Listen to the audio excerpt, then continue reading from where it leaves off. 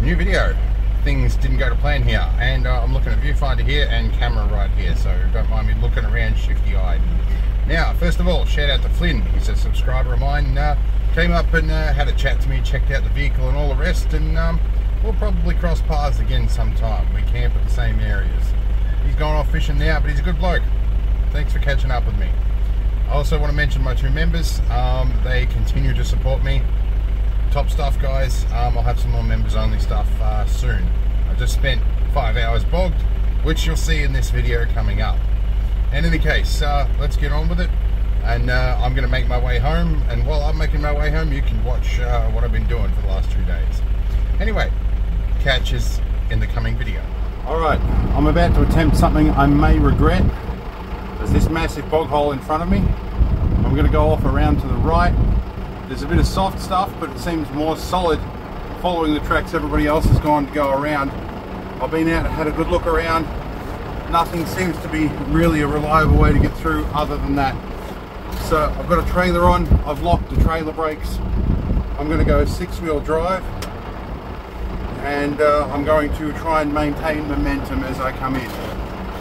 So let's go low range third in low range. Here we go.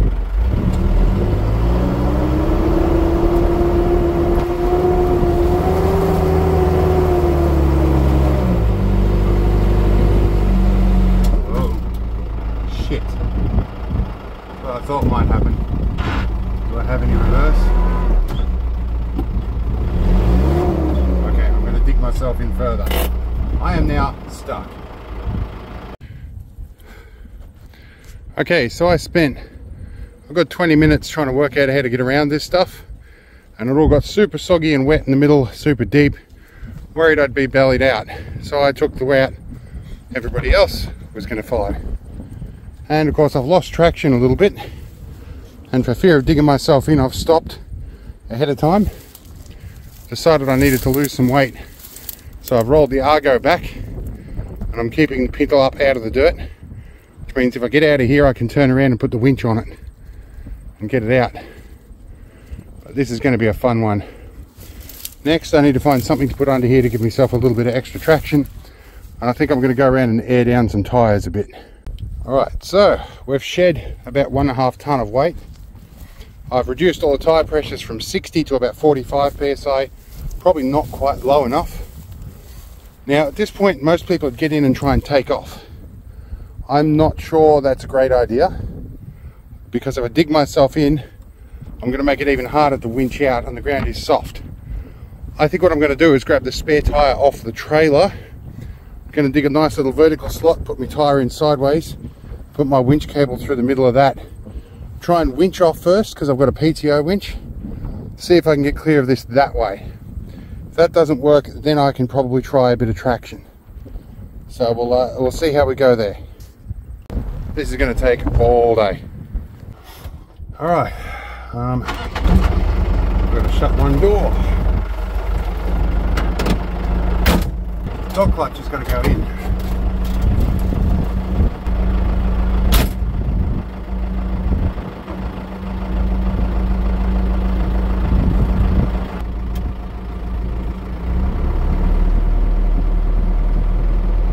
Winch cable doesn't appear to be moving yet. I know it is. Here we go, we've got winch cable. Alright, winch, here we go. We're going to pull the tyre out, do I have to dig it deeper? Well, we've got a bit of traction. Now we're just pulling the tyre out. I've got to dig it deeper. Oh, this is going to be a fun day. Alright, it's another half-hour digging. Let's see if we can winch ourselves out this time. Hammered it in this time. I'm getting tired.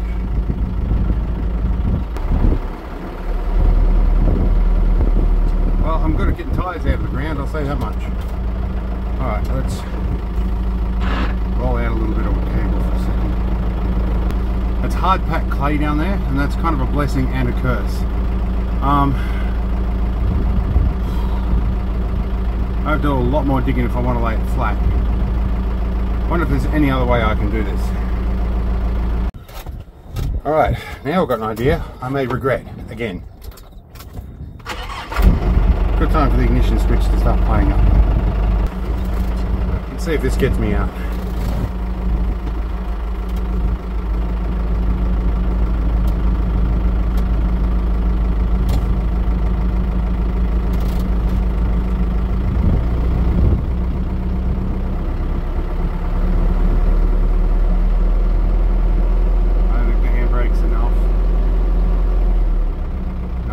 Dragging this thing over the wheel. Okay, so handbrake is not enough on the Argo.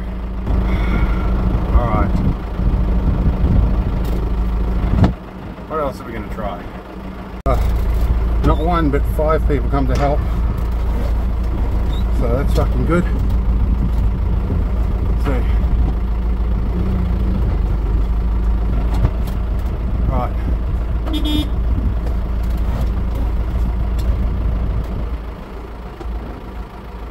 Take a run up, let's see if we can get out of here.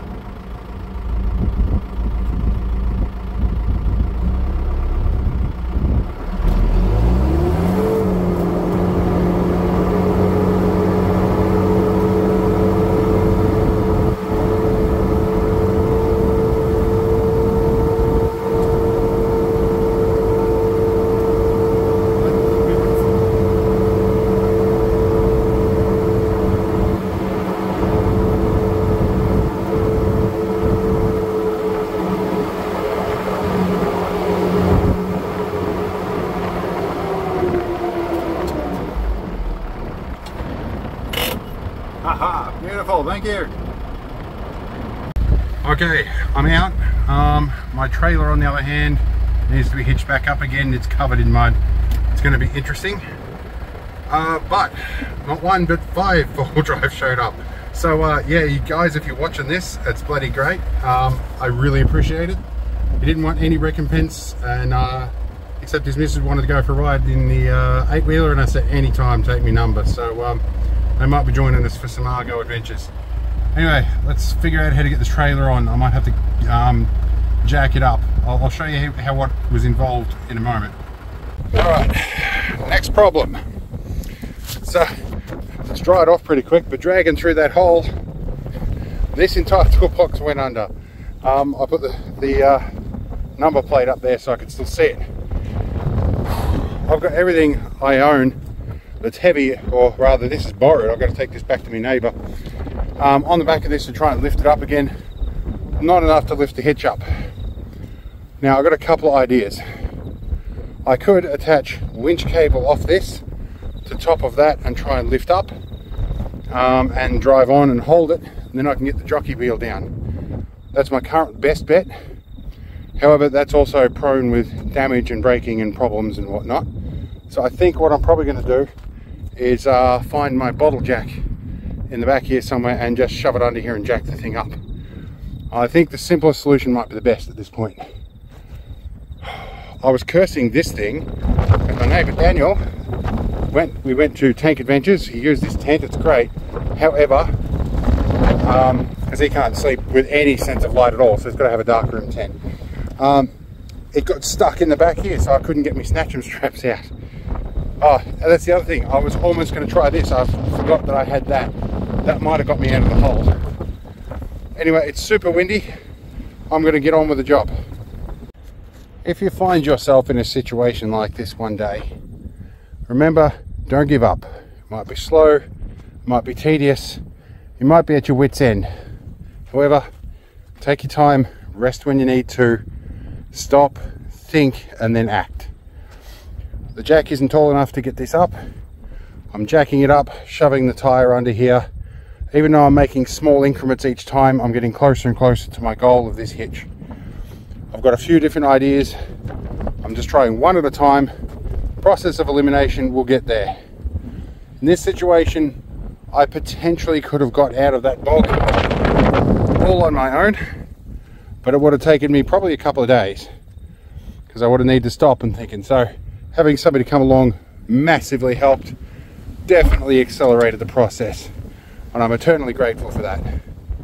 But these situations, stop, think, take your time, keep on keeping on, don't give up. It's one of the reasons I'm still in this world, is I didn't give up. Alright, I am unbogged and everything's covered in mud.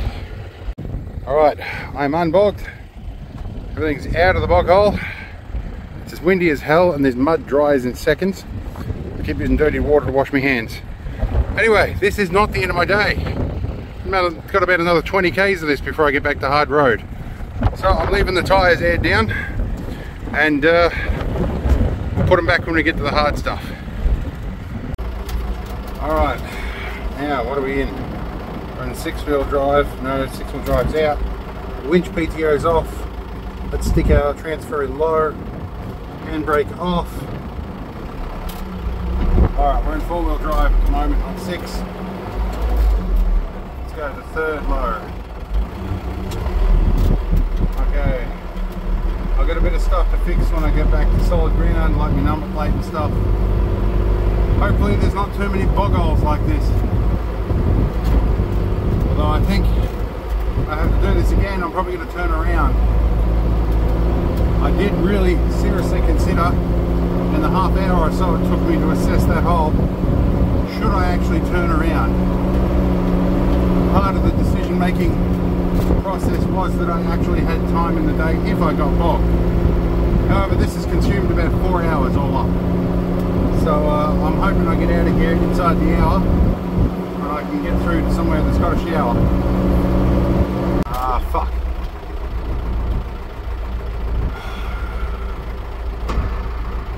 Six-wheel drive time, 2nd gear low, we're going this way.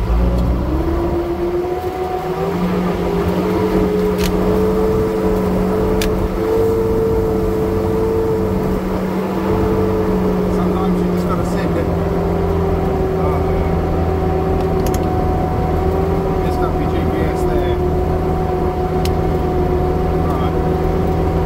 Well, at least that wasn't another 4 hours. I would have been camping in a bog hole. Alright, let's make it to the road. Alright, so we're not far off what should be better made road, at least according to the maps. However, this was supposed to be a shortcut. And I've heard people talk about Springy Mark Lane before, saying it's not a bad track, but I guess when you're not pulling 6.5 tons down the track, it probably is. I 4-wheel drive Perentie and eat this for breakfast. So, yeah, I can almost see the corner. Alright, apparently, just around this corner is normal road, or at least normal gravel road again. Well, it looks a damn sight better than what I have been on. So, straight run to the highway now. I might make it. Right, now I've got stupid squeaking sound that I can't identify. It's on something. I think it might be a rock in the brake disc, I don't know. I can't find anything visually wrong. Something up the front end. I'm going to have a look, I think I know. Bloke pull up to help me with the squeak, and eventually worked out it was a rock in the brake discs. The bloke pulled me up, he's one of the blokes that works for the Field and Game Association down here. It's called Eats Brain. Wonderful bloke, wonderful to talk to, very sympathetic, no problems. Normally I'm out here on my own, I'm out in a busy time of year. Lots of people are out, and for a change people are very helpful. It restored my faith in humanity a little bit, so very, very good. And I think I see paved road. I'm going to be happy to see that today. Paved road, I'm so happy to see that. I like full driving, but after a whole Australia day of tanks, and then like 4 hours of getting bogged, I'm happy to see this road. Now I've got to go in and air up the tyres partly and get ourselves somewhat underway and call ahead and see if there's somewhere to stay. Okay, powered site. We're doing 2 nights here. I was going to be doing 1 night in the bush finish up one night here. I'm doing 2 nights here. They were lucky enough to squeeze me in.